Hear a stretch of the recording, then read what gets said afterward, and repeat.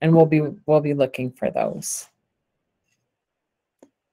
También antes de comenzar el día de hoy, le queremos recordar que esta reunión está siendo grabada y también estará disponible el viernes en la página de DSPD bajo el enlace Individuals and Family y después Be Informed and Be Involved. Por favor, ponga en mudo y escriba sus preguntas en la caja de chateo o envíelas por el correo electrónico a dspdinfo@utah.gov. Thank you, Wendy. Next, we'll just put up our agenda so you kind of know what to expect today. We'll just have some simple announcements, let you know about staff changes. We're excited to have the new disability ombudsman here to introduce herself. We'll be going over just our next legislative steps, employment resources and settings, which is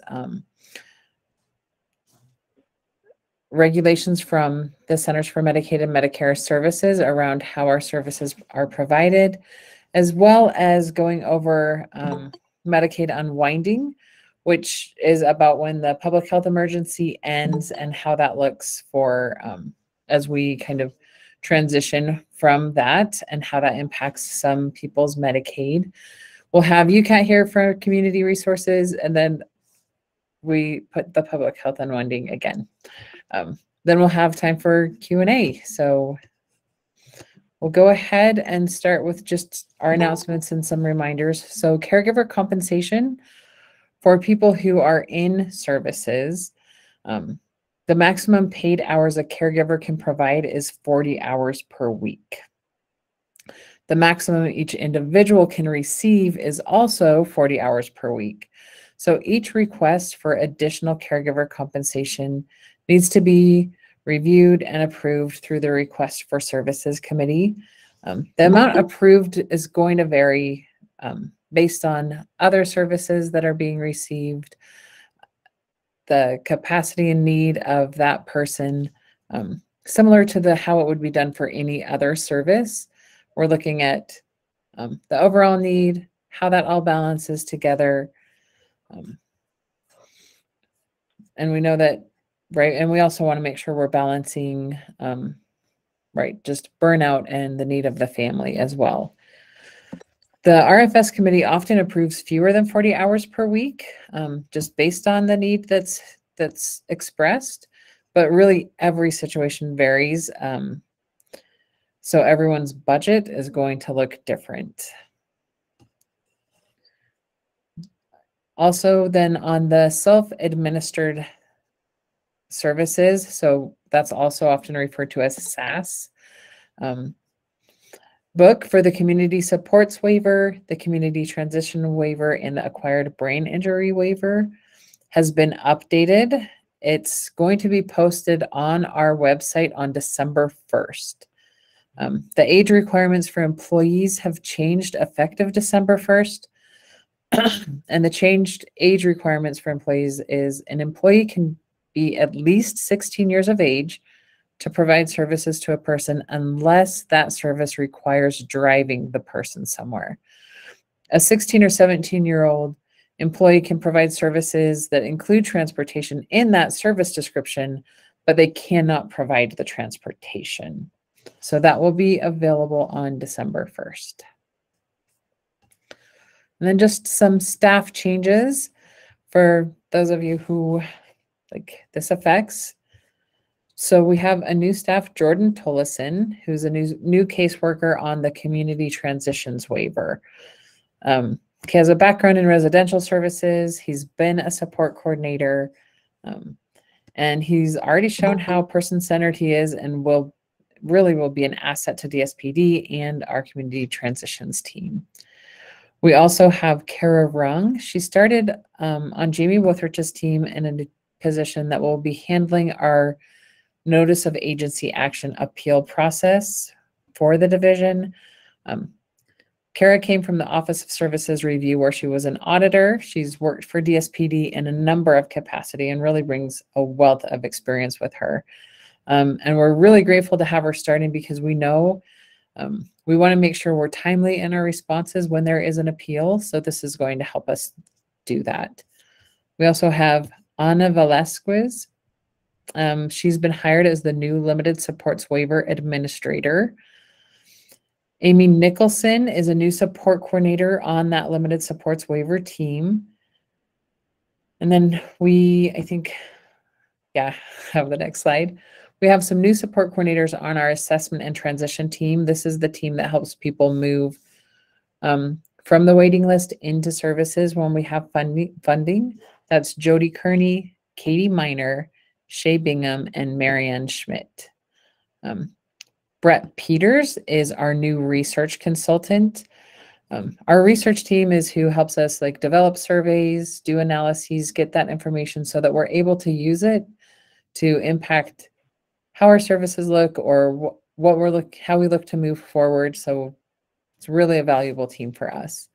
The waiting list supports team has hired Alejandra Preciado, Jennifer Martinez, and Kristen Chapman to help manage our ARPA funds. So the one-time funding we're able to use through the American Rescue Plan Act for the waiting list. We have some temporary staff who are able to help us for that purpose.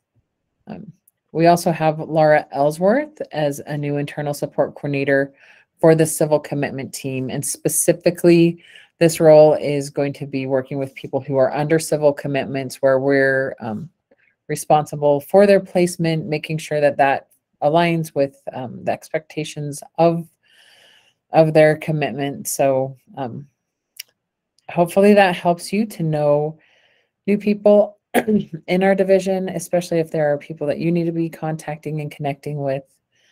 And is Angie McCourt on the call? Because if so, I am going to give a minute to you to introduce yourself.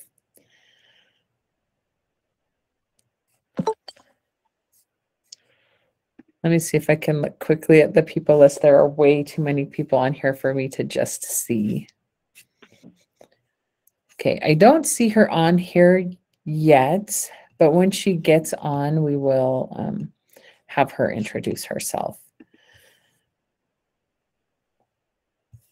So I'll just let you know where we're at in our next legislative steps.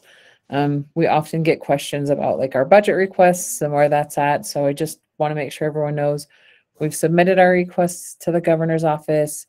That his team, coordinating with like our executive leadership, is working to prioritize these along with all of the other requests that have been received from departments and agencies. And typically that budget is released in December. So be watching for that. And just a reminder, as members of the executive branch of state government, we have the opportunity to advocate for what's in the governor's budget and then respond to and inform other bills being processed as we're requested for information. Because we're not an advocacy agency, if you're interested in advocating with the Utah State Legislature, we recommend contacting agencies who fill that role, such as the Utah Parent Center, the Utah Developmental Disabilities Council, or the Legislative Coalition for People with Disabilities. We know that they're all actively engaged. They are great advocacy organizations to be connecting with. And so we have their information up there for you. I'll go ahead and give some time over to Jamie Douglas so she can talk about some waiting list updates. Oop, I only got my mute off. Hi, everybody. I'm Jamie Douglas. I work with our intake and waitlist supports team. Just going over some basic information on the waiting list. So our team is currently working to complete the annual update of the needs assessment questionnaire and the waiting list survey. The goal is to have that completed by the end of December. The waiting list caseworkers will continue to reach out and set up times with individuals and families to make sure that we get that completed. Right, next slide.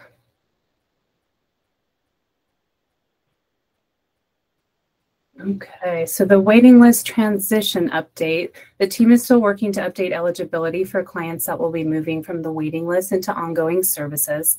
The transition team is assigning caseworkers for 25 to about 33 individuals each month. We are working with individuals and families to complete all the internal assessments, engage in person-centered planning, the employment pathway tool, and to develop an initial plan and budget. Once that is complete, the transition caseworker will help a family find a provider or help them with self-administered services if that's the choice they have, and they'll help them hire an external support coordinator to manage the case long-term. So thanks to some funding from the American Rescue Plan Act, we're able to offer some limited services to at least about 1,778 people on our waiting list. Funding is limited, so not everyone on the waiting list will have access to this service. Our team has started contacting people who are in the first group that have been selected for the temporary services. We do have 3 separate groups that we used to pick people who may qualify for this service. So the separate groups of people that will receive services will be from July to June of 2023, July of 2023 to June of 2024, and July of 2024 to June of 2025. Was there a question? Oh, just a comment. Yes, that is great. Yeah, we're excited to work on this program and to be able to offer some temporary supports to those on the waiting list. So how were people selected to receive temporary services? 1/3 were chosen based on having the highest needs score.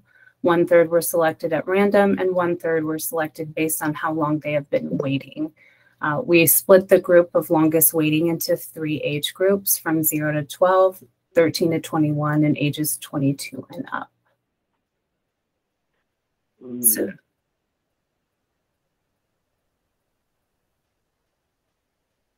I think that's it for me. Thanks, Jamie. It sounded like maybe there was a question. Okay, maybe it was just like feedback on my end. And we definitely will have it open for Q&A at the end as well. So we'll go ahead and go to Timera to talk about employment resources. Hi and good day, family and friends. I am Timera Blackwater, the Employment and Community Inclusion Program Specialist for Utah's Division of Services for People with Disability. Parents with transition age youth with disability between the ages of 14 and 22, we have a new person-centered planning tools to share with you today. My Vision of Adulthood Guiding Workflow and a Support Team Quick Guide is our most recent project that we have completed within the past few months. The complete documents, both documents will be shared in the chat. To continue to improve our system and person-centered planning practices across the lifespan, the Person-Centered Planning and Education Work Group was created in October of 2021, focusing on post-secondary students with disabilities to successfully transition to adult services or employment. The work group consists of representatives from the Utah State Board of Education, the Utah Parent Center, our state's parent training and information agency, the Utah State University Institute for Disability Research, Policy, and Practice, and vocational rehabilitation. So for the past 12 months, we discussed goals for this project. We identified roles and responsibility of the person, family, and support team members. And we brainstormed on how to implement person-centered planning tools into the students' individualized education program, or the IEP transition planning. We want to ensure that the ideas are presented to the student and family as clear as possible, and the input from the work group was very valuable in creating my vision of adulthood and the support member quick guide. Next slide, please.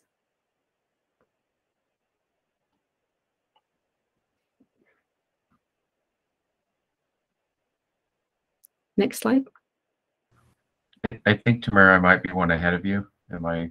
Oh, yeah. Stay on that slide there. Thank you. Sorry about that. Okay. My Vision of Adulthood introduces a person-centered planning approach into the student's individualized education program, the IEP transition plan.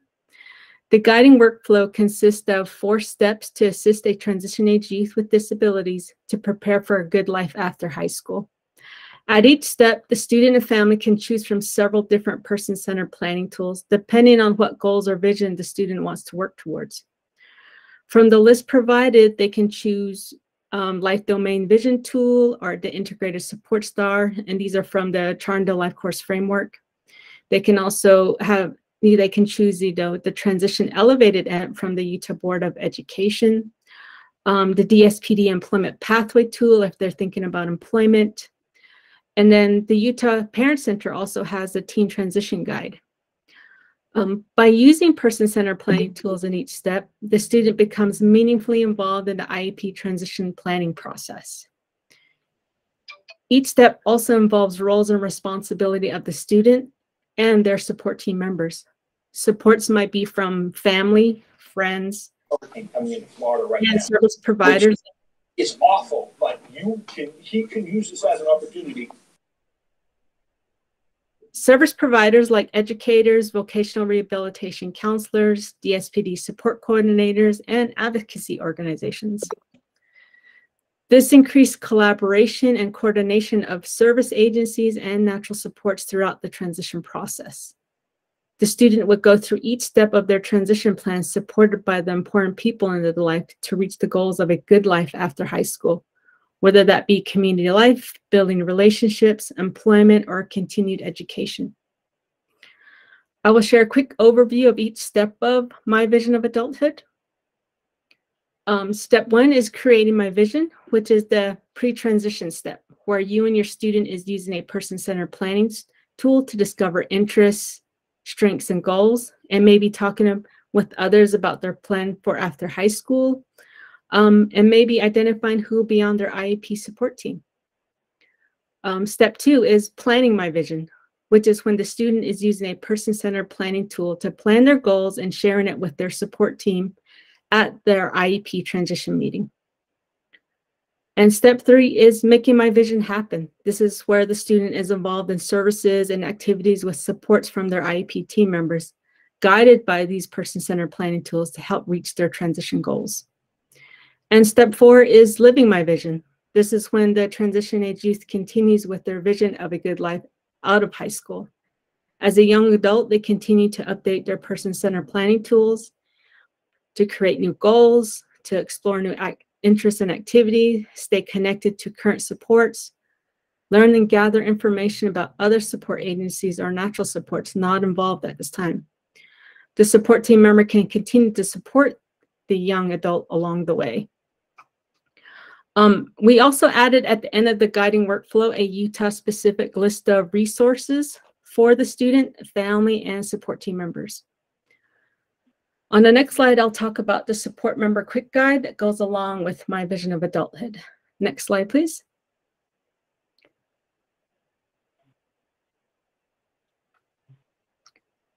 The next person-centered tool that I would like to share is the support team quick guide, which goes along with my vision of adulthood. Again, the complete guide will be provided in the chat. This quick guide was adapted for support team members from service agencies who may be on the IEP transition team.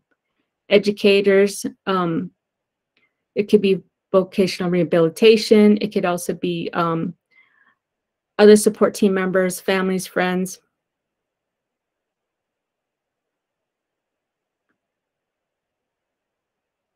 The guide provides information on the principles of person-centered thinking and what person-centered planning could look like in the IEP transition process. A 3-column table is also provided that lists person-centered tools from my vision of adulthood with a picture and the purpose and how to use each of the tools and how it can be used specifically for the support team member. To give a quick example, let's use a VR counselor. If a VR counselor is not familiar with the family perspective on employment tool, they can refer to this quick guide reference. The VR counselor can then refer to the second column, which would give them information about the family perspective on employment and its purpose. This helps the VR counselor understand how to use the information from the tool so to support the youth's goal on employment through the transition planning process. In the third column, the VR counselor would use the information they obtained from the family perspective on employment and align it with their own VR assessments. If the student is currently receiving VR services, the VR counselor could also include the Family Perspective on Employment tool into the VR's Individualized Plan for Employment, which is the IPE. And the next step for my vision of adulthood and the support team quick guide is to pilot these tools with post-secondary students with disability and their IEP team. A flyer will be provided. We want to gather feedback on how the workflow is being used and if it is helpful for the student and their support team. And thank you for letting me present these new tools with you today. Thanks, Timara. And we have had Angie McCourt join us, so we're going to jump back to have her introduce herself. She's the new Disability Ombudsman.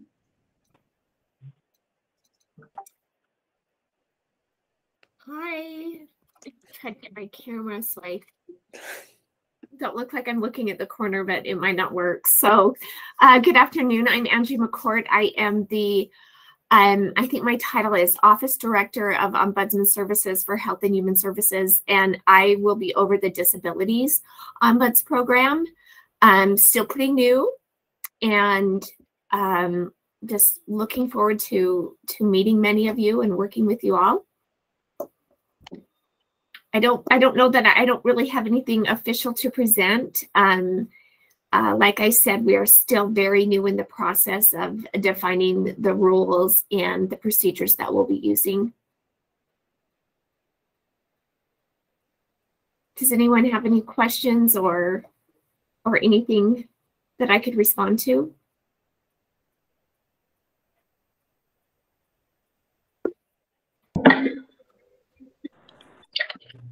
Yes, please. This is Lisa Gray. I'm wondering what will be the scope of the Ombudsman's help? Right now, we're really looking at access issues, and this office will serve all people with disabilities, not just those being served by DSPD. Mary. How do you spell your last name, please? M little c, big C, O-U-R-T. Thank you. Thank you. And I could actually, let me type my email into the chat. Maybe. I don't know, Katie, you might need to do this for me. I'm struggling with 3 screens here and nothing wants to access the chat feature. Yeah, I can get your information posted in the chat. We do have another question from somebody who said they're just not clear what an ombudsman does. Can you just give a quick explanation about that? All right. Well, we are going to advocate for people with disabilities and make sure that their rights are not being violated.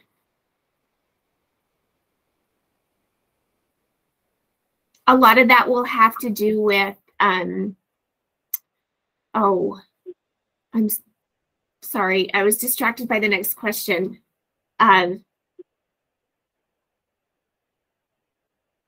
Yes, Katie's added my contact information. So we'll partner with a lot of other agencies that are involved in advocating for people with disabilities. We'll work a lot through the referral process and things of that nature. Was there another question?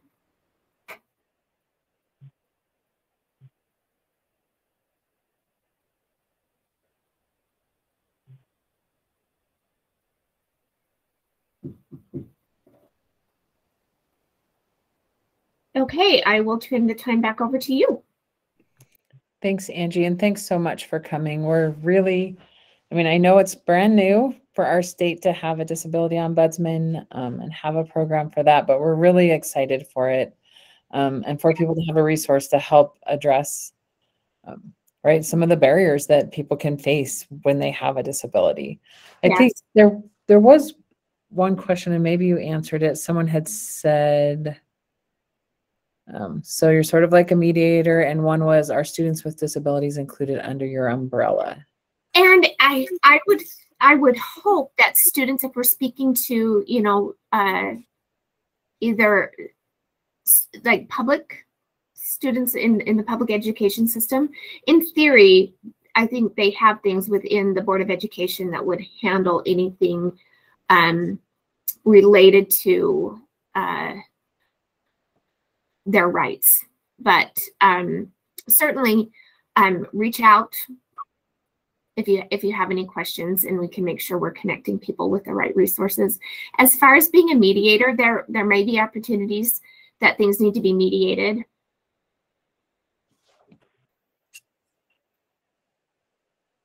We hope to have, I think, you know, within the next 60 to 90 days, kind of our rules and policies drafted, so we have a much clearer focus.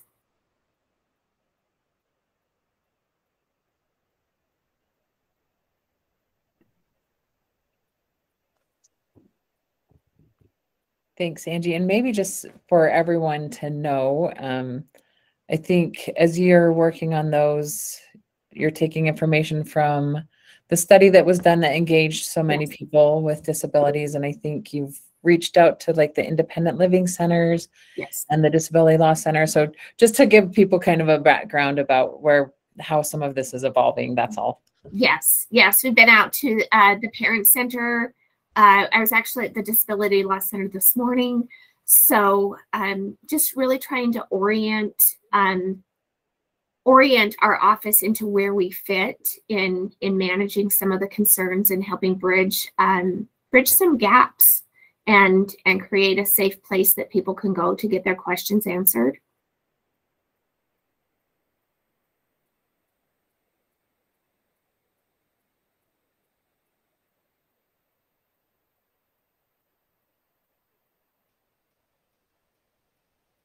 Okay, well, if there are no other questions, I will shift back to you. So Angie, there is one more, it's a comment in the messages, and I know it's like hard to track stuff, so I'll just read it for you. It says, I guess I'm not clear. There are lots of advocates, so I'm not sure what the difference is between an advocate and an ombudsman. And I don't know that we have it specifically defined, but what we have is we have a position that is defined by the law. And so we will have procedures that will be established through administrative rule that will help guide us a bit better as we navigate some of the situations where rights are actually being violated. Did that help?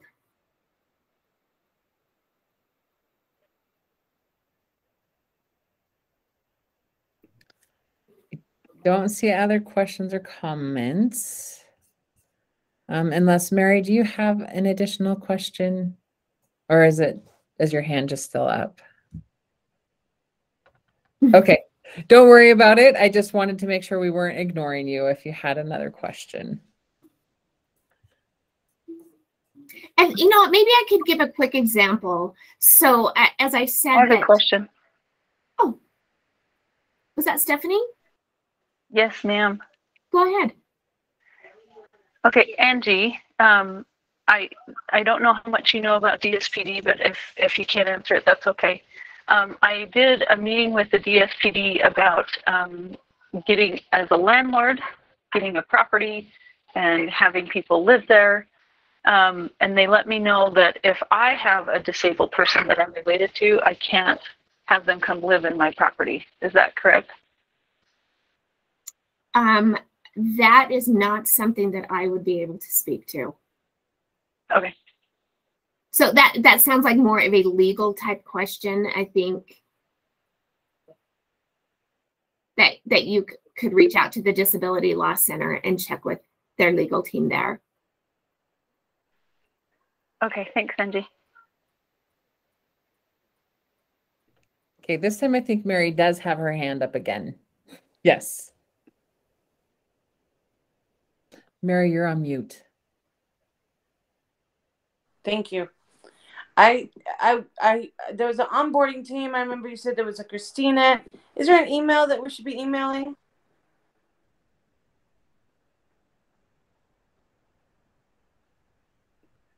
So I think for the disability ombudsman, I think Angie's email was already put in there, and sorry. Not for the ombudsman, but there was a different team to question. help people on board and to understand that.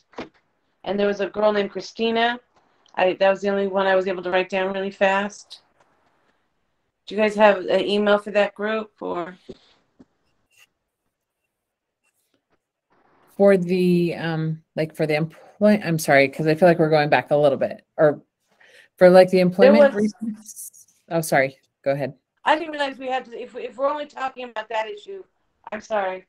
I was just talking about the people who help you with onboarding on the waiting list. But is there an email, or should I just email back? Email where I got this email. I think Jamie Douglas, would you mind putting in like the phone number or the email for that intake and waitlist team, so we can. Thank you for clarifying, Mary. I'm sorry. I had to transition my own thoughts from this to something else. We do have an email as well as a phone number for both of those for that, and we'll get that in the chat. Right now. Yep, I'll get it on there, Angie. Thank you. And I tried to take my hand down. Ignore it. It's okay. Like oh look, it's down. I figured it out. Okay.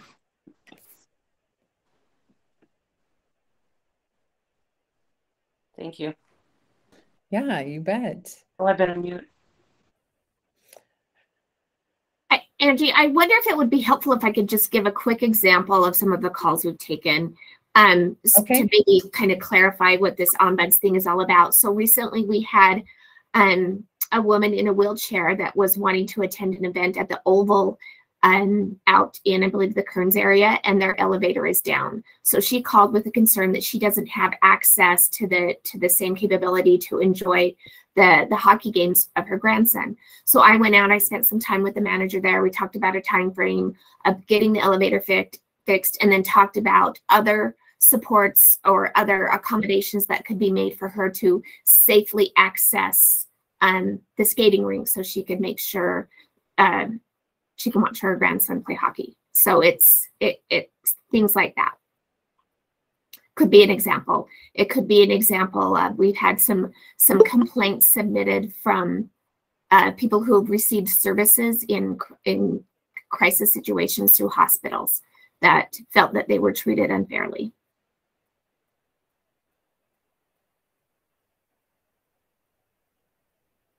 So hoping some examples maybe help give kind of a bigger picture of what this office will be doing.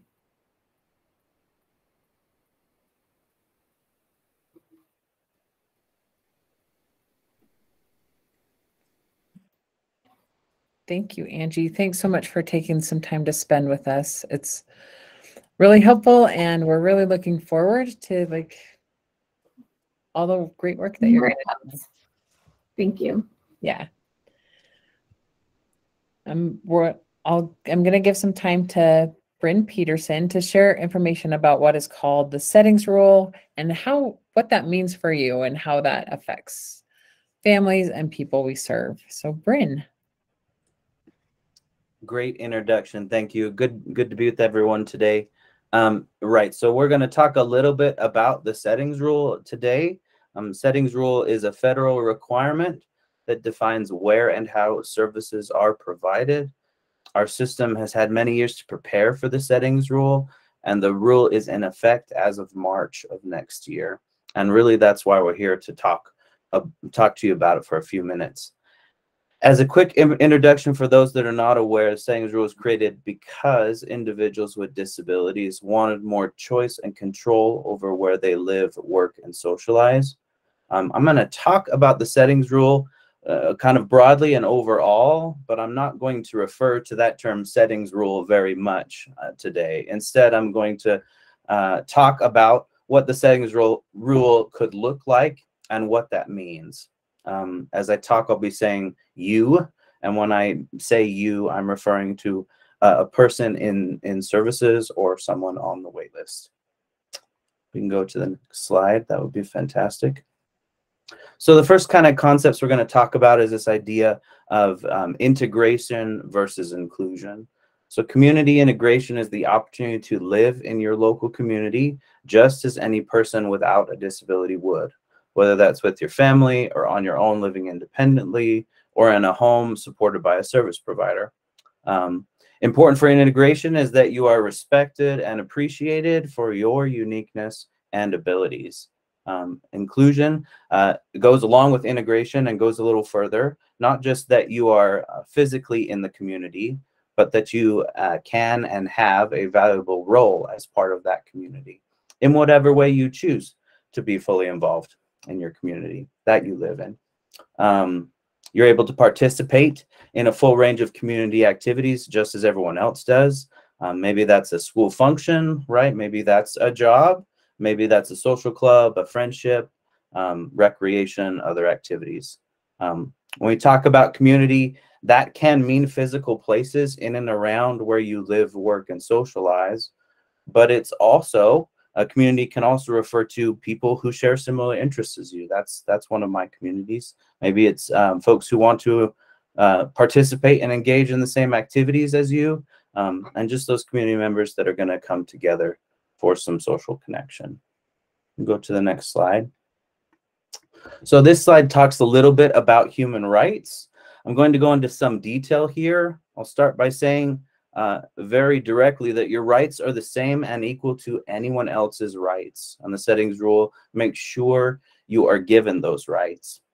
You have the right, I'll just give some examples, right? You have the right to privacy. You have the right to be treated with dignity and respect. You have the right to be free from coercion and restraint. You also have the right to access and be part of the community you live in, same as any of your peers would. People access their community by finding jobs, working in the community, using public resources, right? Like rec centers, community centers. Some choose to volunteer, and there's a long list. We won't go through all of those, but the key is finding those things that interest you and getting connected to local community members who share those same interests. You also have the right to control and spend your money. You have the right to make life choices, such as engaging in some legal activities. This is kind of a good week that we're meeting. Maybe some of you voted yesterday. Consuming alcohol, right? You have the right to watch a rated R movie, to go to a club or a bar if you choose to. We could go through a long list of those things as well.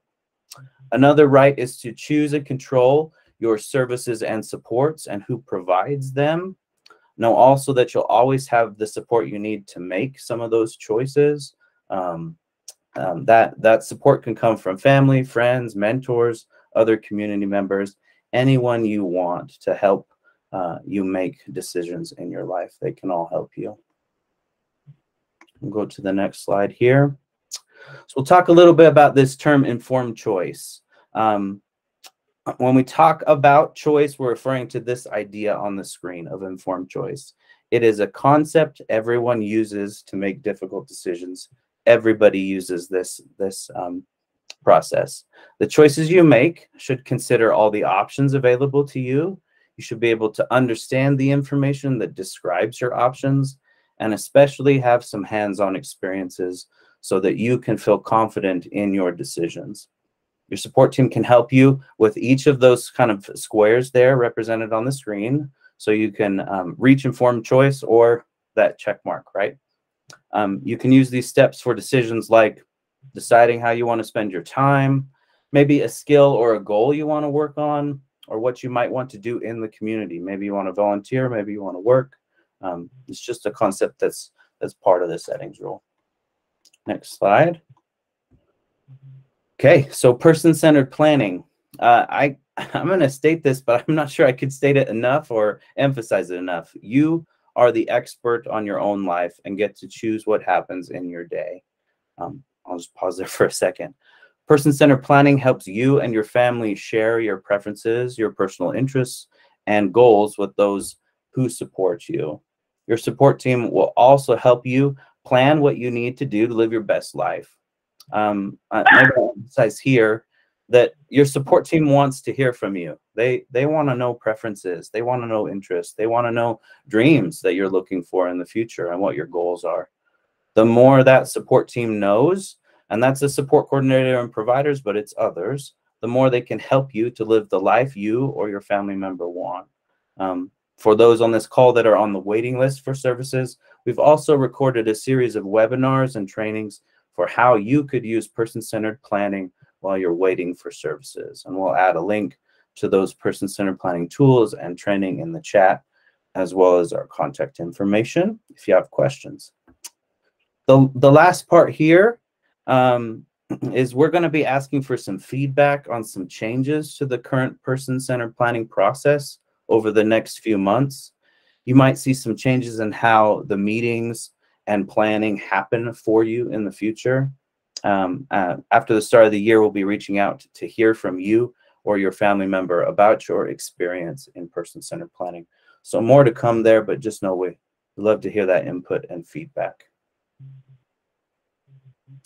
I think this is maybe the most important part to know here, what you can expect. The reason we wanted to share a few things with you today is so you can have an explanation maybe for some of the changes that have happened already over the past couple of years, and be prepared for any changes you might see between now and the beginning of next year, or the first part of next year. Some of the things that you might see are more opportunities to think about what you want your vision for a good life to look like. Your support team is going to help you to do that through some person-centered planning tools and maybe some additional meetings.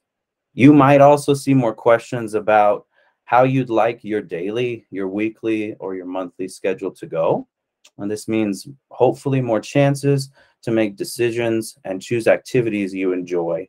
You'll be offered a chance to participate more in your community in the way you choose. Many people choose jobs or competitive integrated employment as a way to be part of their community, but there's lots of ways. And I think the last reminder here is that every provider is different, and each provider will make some of these changes in different ways. Know also that you and your family always have choice of your provider and your support coordinator, and there's help and support for you if you feel like you need to make a change. Thanks. I'll turn the time back to Angie.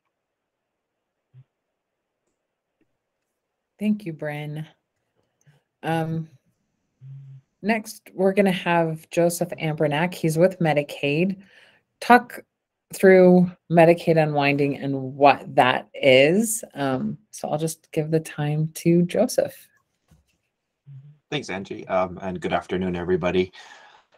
For those of you who may remember, at the beginning of the COVID-19 pandemic, the federal government did declare a public health emergency. That was back in March, April of 2020. So it's been a little while, but during the public health emergency, state Medicaid agencies have been required to continue Medicaid coverage for all members, even when eligibility changes. So many of you know that you've been required to provide income asset information as part of that. But during the public health emergency, all individuals receiving Medicaid have stayed covered throughout the public health emergency period. So that's one item that they didn't have to worry about. For those that have experienced kind of an interruption to your medical coverage, you know how difficult that can be in terms of getting timely, necessary treatment. So this was kind of one item to ensure that all Medicaid members had continued access to services during this period. The federal government is who determines how long the public health emergency will last. And part of what they have committed to do is, and the public health emergencies have been renewed every 90 days throughout the period so far. Typically as just kind of the last week or two of each period, we usually get informed of the federal government's intention to continue the public health emergency. They have agreed to give us at least 60 to 90 days advance notice of when the public health emergency will end. And then that way we can be in a better position to help inform Medicaid members here in the state of Utah about how that is going to affect their services and their eligibility.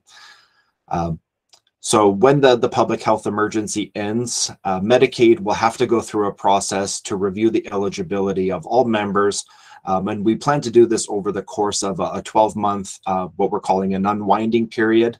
And this will be with our partners at the Department of Workforce Services. For those of you receiving Medicaid, you're probably already working with them or have worked with them in the past. But members will continue to receive benefits throughout when the public health emergency, and then as the Department of Workforce Services is doing their eligibility renewal process during that unwinding. So to monitor the process over the course of this 12-month period, DWS and Medicaid will be working to provide transparent tracking data. We will monitor and publish what we're calling a PHE unwinding dashboard, so public health emergency, which will be made available on our website, and then we'll be communicating different activities that are occurring and other key metrics throughout the unwinding period. We want Medicaid members to have as much visibility to this process as possible, and try to be ahead of maybe some of the questions that you may have, as kind of, again, an interruption to medical coverage is very concerning, and we want to make sure that you have as much information as possible. And then to monitor the process over the 12 months, so members who are determined no longer eligible will be transferred directly to the federal exchange. So the ability to then perhaps purchase insurance directly. There's currently an automatic process for this transfer to take place as long as a determination is made. So it doesn't, this process will not occur if a case is being closed because of an incomplete review, or for lack of completing a review, or when information that has been requested to make a determination hasn't been provided. Let's see. So Utah Medicaid has a pretty significant communication plan that will use direct mail, social media, email, and any other channels that we identify to inform Medicaid members of the unwinding and what actions they need to do or actions they need to take. So some of these initial communication efforts have started, and then we will also continue to update individuals, especially when we know when that end date for the public health emergency is. So also understanding, again, where this started in March of 2020, we know a lot of individuals have moved during the pandemic, and it is critical for us to be able to reach you when those reviews become due and when that eligibility review needs to be started. So one thing that we are asking all individuals to do is to update their contact information, be it address, phone number, email, and make sure that the Department of Workforce Services has the most current information on how to reach you. And you can do this by calling the number on the screen and reaching one of our health program representatives. So this is our Medicaid line, and it's 1-866-608-9422. And also to just be on the lookout for mailings from us that may be coming through, and email notices that you might get. Again, it is very important to be very timely and responsive with your reviews. We know a lot of families may have not been able to keep up on those with other challenges during the public health emergency, but there will be likely during that 12-month process, you can imagine a lot of action being taken with the several 100,000 members that receive Medicaid in our state. And we want to make sure that we're able to prevent as many interruptions as possible. So please reach out to your DWS or again, the number on the slide, just to ensure your contact information is up to date, and possibly even check in on the status of your case to make sure that you're not due for a review, or perhaps overdue for a review in case you may have missed one of our notices. But updates, if you would like to follow along, we plan on posting that again on our Medicaid website. And it's at medicaid.utah.gov/unwinding. And you can stay tuned for updates there.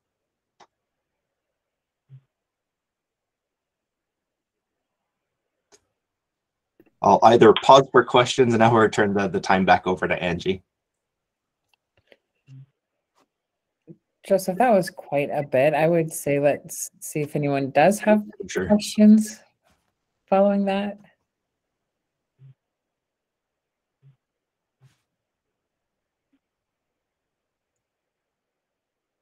Well, wow, you were super clear. Awesome.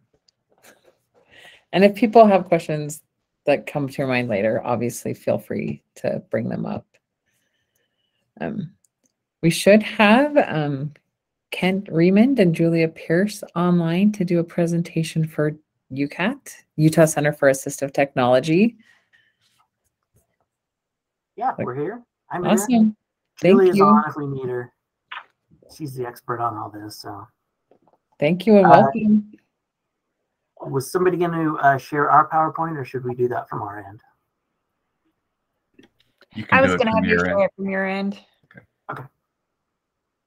Sounds good. Let me find it here. Sorry, I've got too many open tabs. Let me share a screen instead.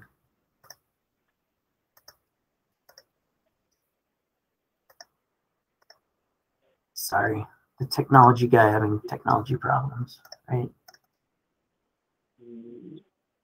Probably we should leave this up to Julia. All right, just a quick overview of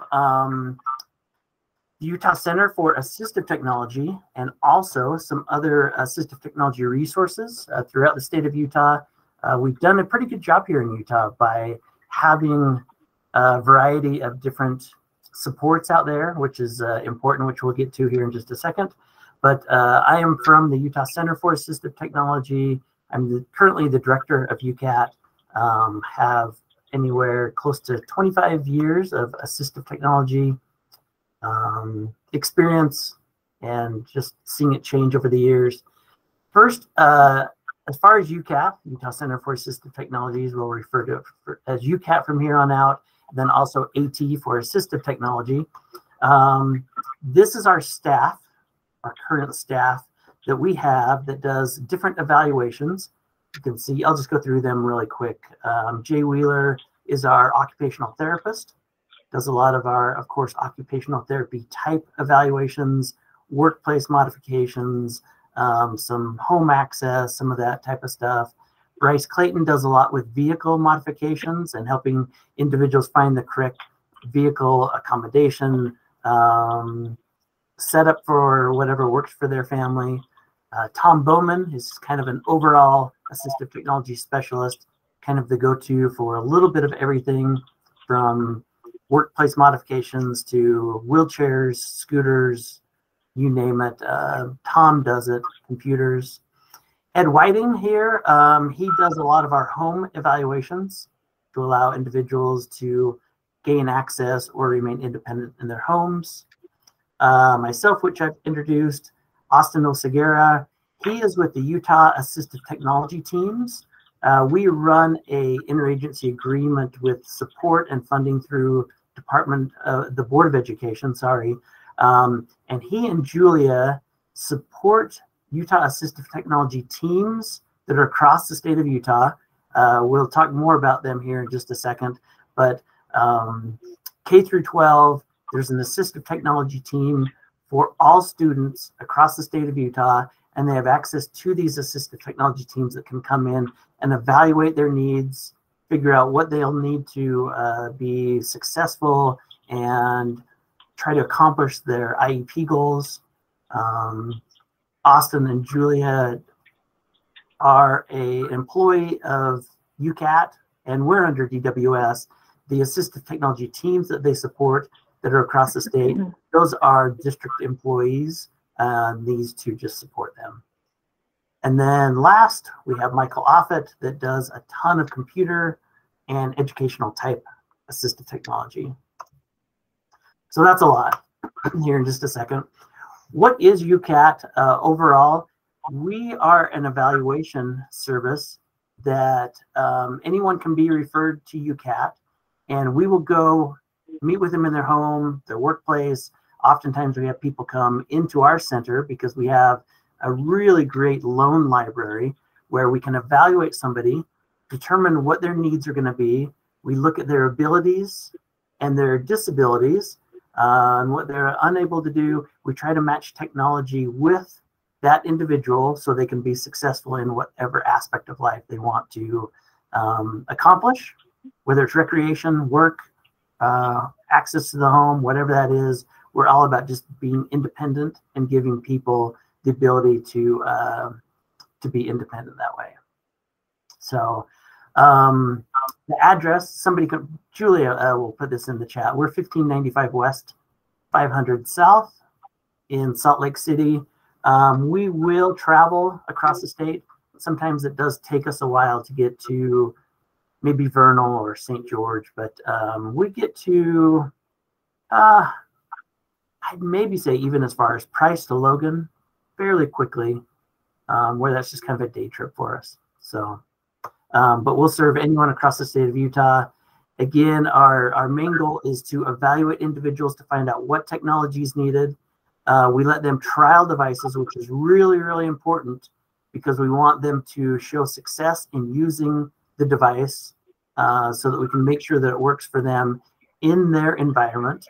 And also, we write a report of our findings, and oftentimes we'll give quotes and bids for where agencies or the family can purchase those items. One thing we are not is a funding source, which makes it a little bit tricky. We can find the needs, but then we partner with a lot of different agencies to help them with funding. We'll go over those in a slide towards the end here, but anywhere from vocational rehabilitation, of course, DSPD, independent living. There's other sources that we can find funding through, and we'll try to match people with that. And that's the tricky part, is just once we show them how they can be successful, trying to find a funding source. A lot of times assistive technology doesn't need to be expensive. A lot of times we think that it is, but now more than ever, where things are being built into, well, I say things, when accessibility is being built into our phones, tablets, computers, there's a lot that we can do fairly inexpensive. That's called universal design. Devices are just becoming more accessible through just the improvement of technology. So that's a little bit about who UCAT is. Really quickly, I just want to explain the definitions of assistive technology, which kind of just lays the ground, the foundation of what AT is. It has two parts, the device and the service. We always think of the device, that can be the wheelchair, the walker, a crutch, whatever that might be. But the device is the stuff that goes along with assistive technology. But very, very important, and what we offer, and I'll get to another slide that has other supports for assistive technology. It's very, very important to get the service along with the device. Sometimes just as important is the service, where we evaluate the individual correctly. We recommend it. We let them trial the device. As I'd said, once we find a funding source, they fund it. It's very important to go back in there and program it right, set it up correctly to make sure that that person is going to have success. There's a lot of times that we'll go to somebody's house and we see brand new equipment in their house, whether it's a power wheelchair or a communication device, whatever that might be. You know, oh, why aren't you using this? Oh, it just never got set up correctly for me. So the service is very, very important to have a successful device implemented into somebody's life. So I just wanted to touch on those two things really quick. We are the service that that kind of goes along with that. Yeah, Regina? It's Nick, actually. I just wanted to say you guys did a great job of providing me AT at school. On my Chromebook, I had a ton of stuff that was set up for me to like read stuff, to Zoom stuff. Yeah, assistive technology is wonderful. Awesome. Yeah, thank you for that. And it is, you mentioned you were on a Chromebook, right?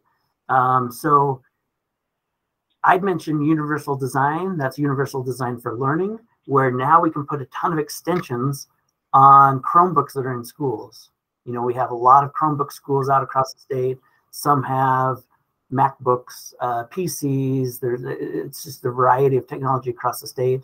And it's great to be able to go in, find what the need is, and implement just a simple, sometimes a simple extension just on a Chrome browser. So kind of cool. Thank you for that. Really quickly, what does assistive technology look like? Well, assistive technology can be anything. It's something that assists you in gaining or remaining independence in your lives. A pair of glasses? Yeah, of course, right? Improves our vision. Fork, I don't know, kind of reaching a little bit. Our devices, I mean, amazing assistive technology. You know, whether we have a documented disability or not, without my phone and my calendar, I'd be lost, completely lost. But when we start looking at other things like curb cuts, sometimes we don't think of those as assistive technology. I mean, it's accessibility to our community, but, you know, wheelchair users, stroller users, I mean, a lot of assistance is created to access sidewalks just from a curb cut. I have straws up there. That's probably my most famous example of the simplistic assistive technology. You know, for myself, if I go to a restaurant and I choose to use a straw, it's just out of convenience. We had a coworker here, Brian Carroll. He had a C2 spinal cord injury, could only move his head, no use of his shoulders or arms. On his wheelchair, he had a tube that he would drink water out of, and that was a very, very, very important piece of assistive technology for him.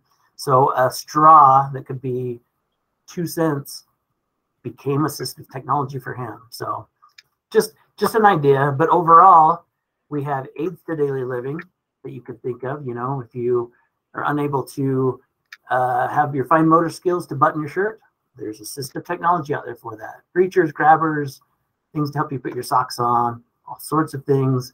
Assistive technology for individuals that are nonverbal has communication, AAC, augmentative alternative communication, in all sorts, from low tech to high tech, just a piece of paper to complicated computer that Stephen Hawking used to, you know, type his reports and books on, you know, outer space, the galaxy, whatever that it might be. So electronic aids to daily living, which is becoming better and better over time through Alexa, turning lights on and off, your temperature in your home. 5 years ago, it was thousands of dollars to make a call, change the temperature in your house. I mean, now we can do it for just a couple $100s to make a home pretty accessible through maybe a phone, through voice, whatever that might be. Alternative computer and tablet access, very, very, very important these days. Unlimited ways to do that. Mobility, home accessibility, transportation, and finally, a lot of technology for people that have low vision and are hard of hearing. So we're moving along quickly, much, much more. Sorry, if I had more time, we could kind of go through these a little bit better. I'd mentioned the resources that we have and supports across Utah for assistive technology. Of course, there's UCAT, which I've just explained quite a bit of.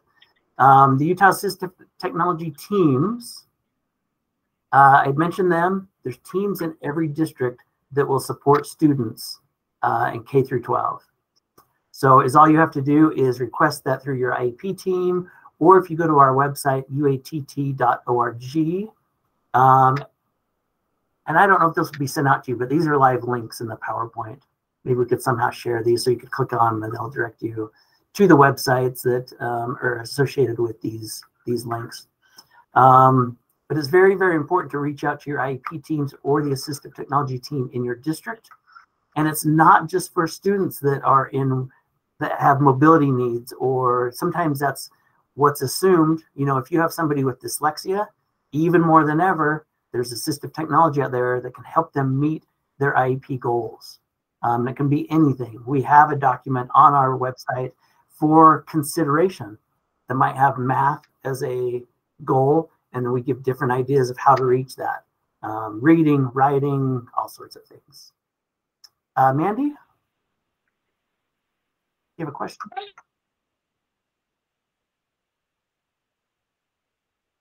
for somebody? Kent, I've got a question for you. Okay. So you mentioned earlier about all the different people, you know, Greg, Tim, John, but you also said stuff about what they did. You know, this guy's great with computers, this one's great with car renovation, things like that. Is there a list on the UCAP website that they posted of so-and-so what their specialty is and their contact information? Great question. And no, we actually don't have a breakdown of what they do. Something that we should put up there for sure.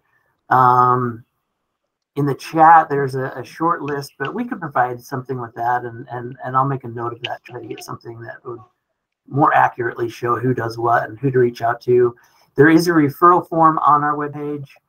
You can download that, and if you fill that out and choose to submit that, we will assign that to the correct individual, but currently we don't have a list out there on the web anywhere that I know of. Just because it would be nice to, because if we know what we need, to just go directly to the source, directly to the person that would be able to help us. Just because I've noticed since the pandemic, a lot of people are shuffling around in jobs. And so a lot of people are new at what they do, and they might not be familiar of all the people that you just mentioned. And so we might get stuck in the system for a second.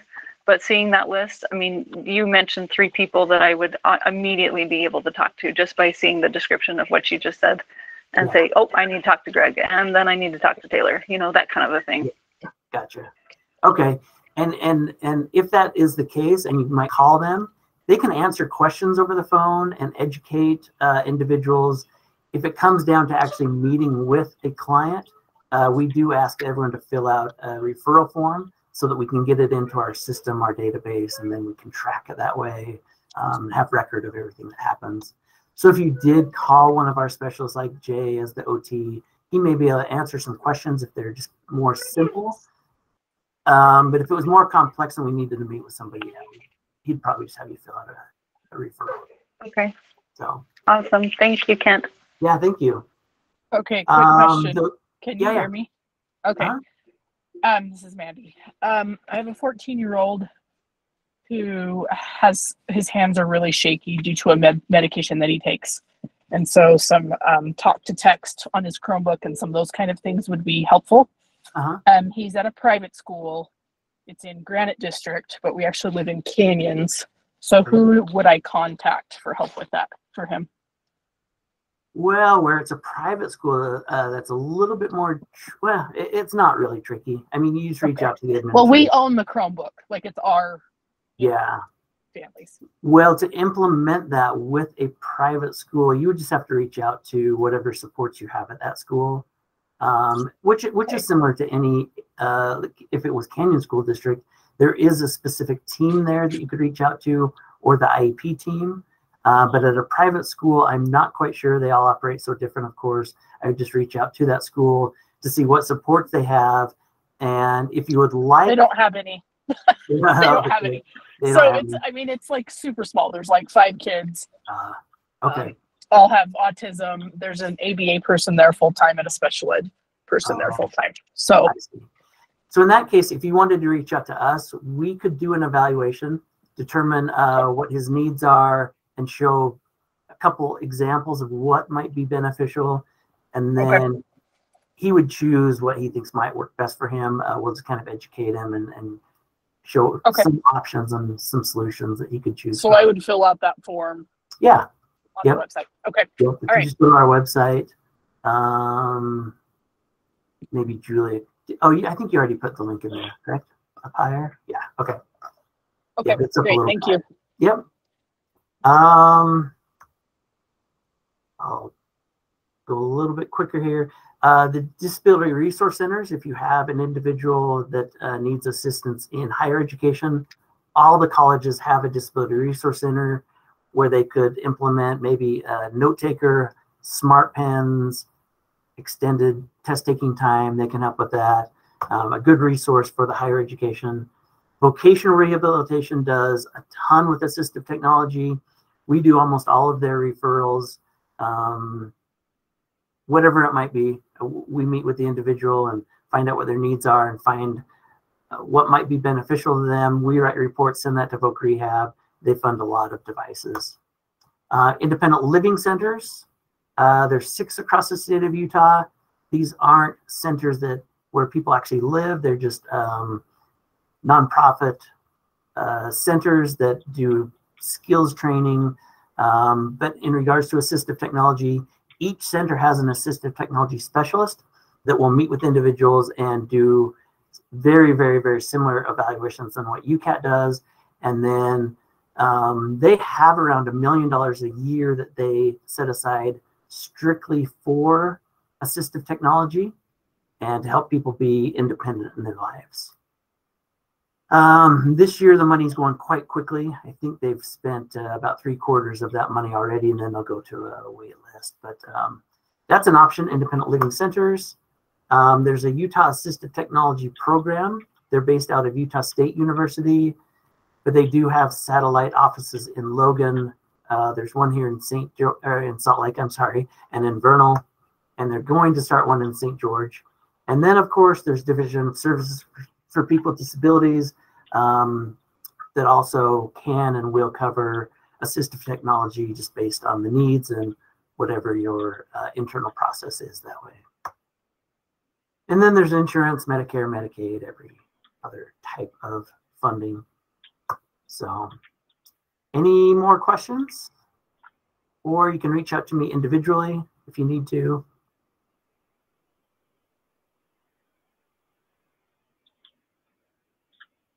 Yeah, a couple of questions. Mandy?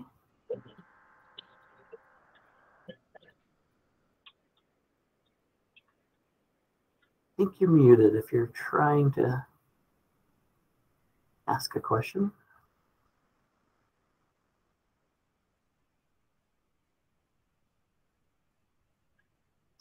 Maybe we'll hop to Lisa really quick.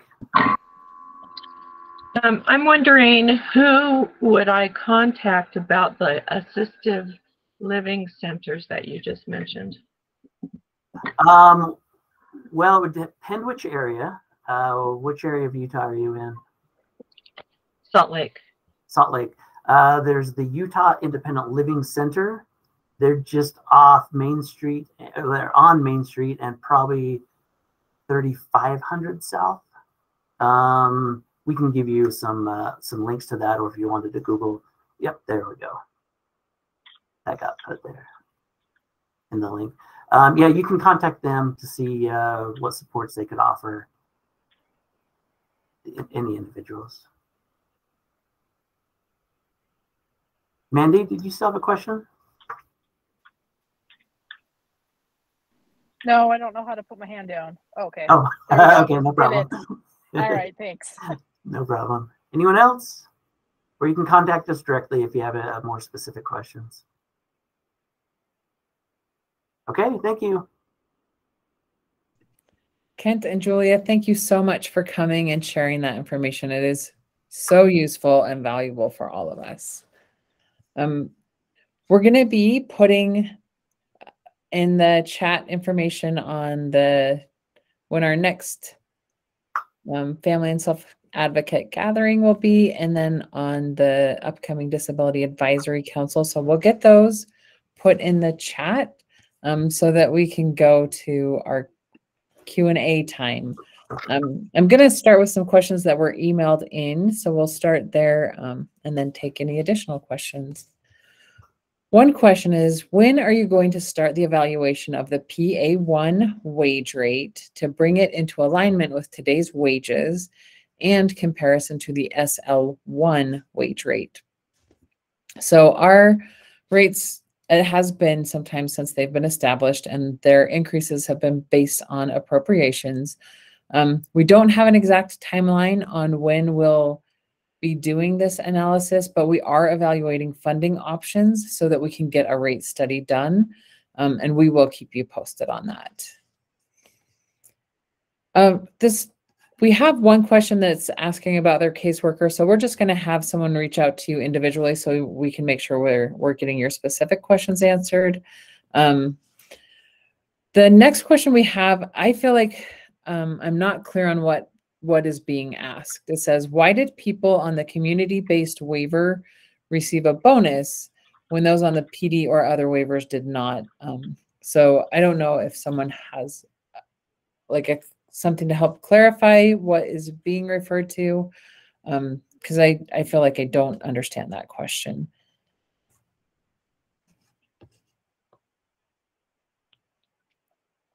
Okay, so the next one is, how does caregiver compensation work with SSI, Section 8 housing, food stamps, and does it disqualify people from these programs? So caregiver compensation does count as income. So we recommend reaching out to SSI, to the Department of Workforce Services, and the housing authority that you're working with to discuss how additional income affects your benefits. The next is, what can I do to help get the wait list funded for children who have been waiting for years for services? It is getting critical for the safety of the other children in my home. This is a pretty common question we get as people are waiting for services. So we'll put some advocacy organization contact information in the chat. So if you're interested in advocating with the Utah State Legislature, and that's who appropriates the funding, you can reach out to the Utah Parent Center, to the Utah Developmental Disabilities Council, or the Legislative Coalition for People with Disabilities. They're all advocacy organizations who do reach out and work with legislators, and they can help coordinate or help guide you on how to do some advocacy there. So this next question, I'm just going to let you know what the question is so that you know we need to do more follow-up on this so that we have an answer. The question is regarding, it says, I have a question regarding how parents are paid and the associated payroll tax, withholdings, and income reporting. It further asks about like a form claiming difficulty of care, an IRS rule 2014-7. So we're going to follow up before we can answer that question. So you'll have to hold on for a little bit. I'm sorry we don't have it already. Okay, so the next question is, what were your legislative priorities submitted to Governor Cox? Will you let us know what his budget looks like when you receive it? And what will advocacy look like at that point? So we will reach out when Governor Cox releases his budget in December. Prior to that, we can't talk publicly about what our exact requests are, but please know that we've taken feedback from you. We use our Disability Advisory Council to get feedback on what people need as well. And from you and the rest of our system into consideration when submitting those requests. So those are the written questions that we have. I don't know if there are any additional questions that people have.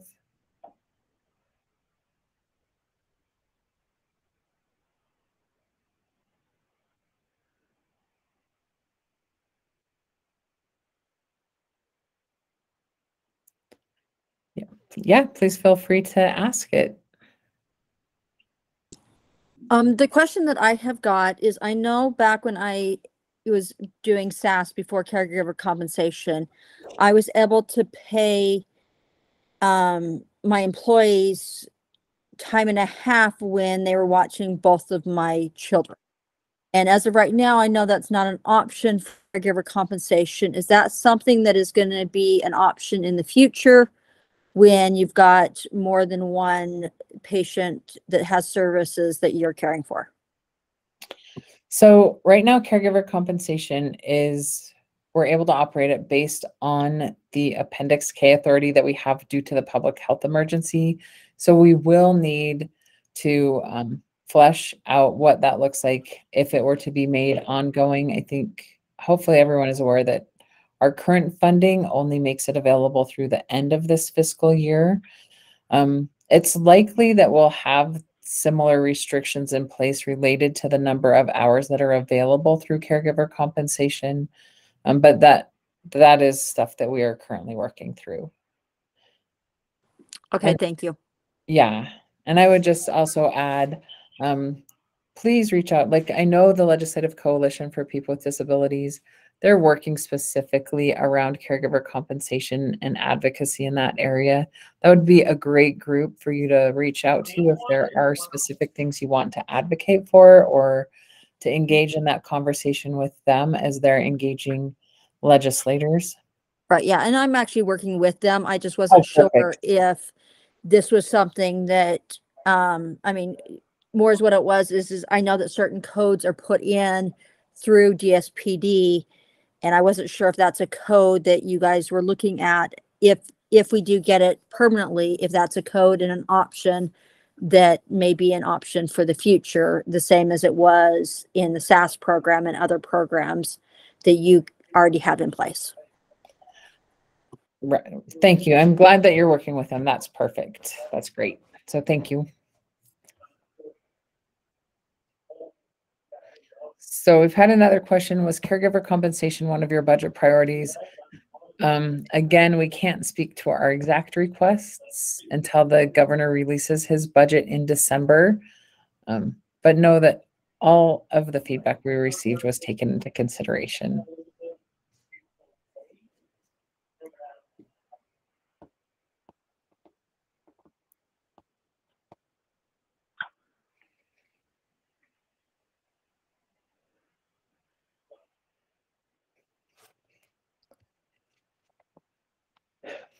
We have a question that just came in, and I'm wondering, Jamie Withrich, if you're on, it may be something that we need to do a little more research on. The question is, what sources do you have for mental health disabilities co-occurring with intellectual and physical disabilities? We recognize that people definitely have co-occurring conditions. Mental health services are unique from services within DSPD that are habilitative. But Jamie, if you are on, I'm wondering if you have any additional information or if we just need to do more legwork.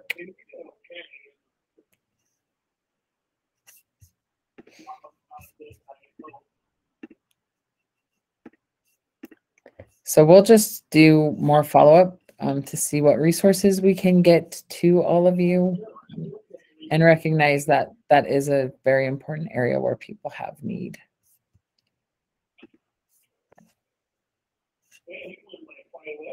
Okay, a hand went up and down quickly. I don't know if it was an accident or like an accident up or an accident down. So if you have a question, feel free to just ask it.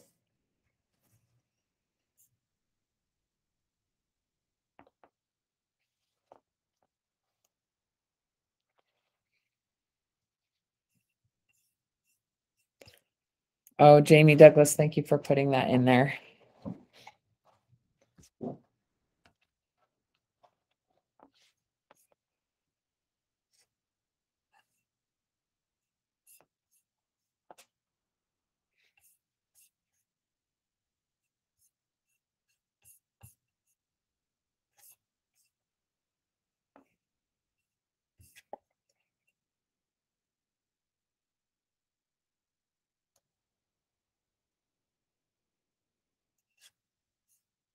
And we'll have, we'll make sure we have this available when we post this recording as well.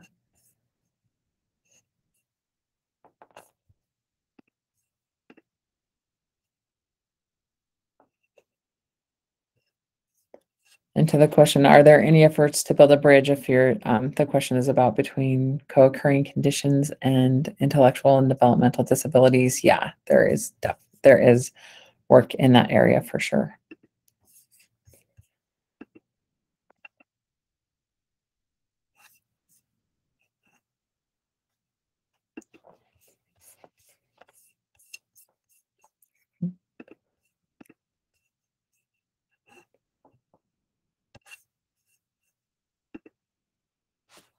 Okay, if there are no more questions, thank you all so much for your time and joining us today. I really, like, you guys are why we're here, so I really appreciate your time.